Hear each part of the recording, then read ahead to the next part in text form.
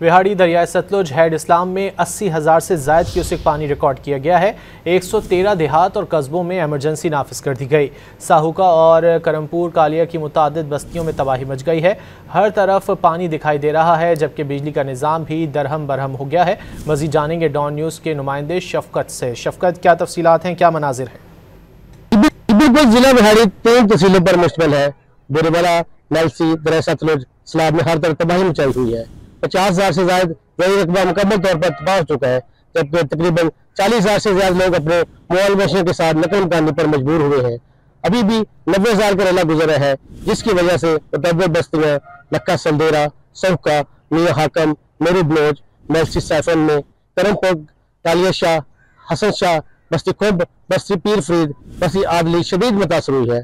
अगर बात की जाए हेड इस्लाम की कैपेसिटी की, 2.5 लाख क्यूसेक से ज्यादा पानी आसानी से गुजर सकता है।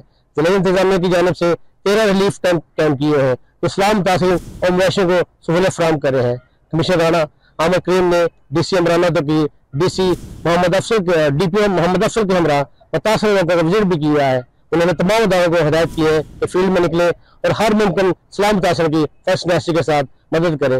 इनकी जान माल की हिफाजत हमारी अव्वलन तरजीह है। जी, देहातों और कस्बों में एमरजेंसी नाफिज कर दी गई है। शफकत टप्पी तफसीलात से आगाह कर रहे थे, बहुत शुक्रिया।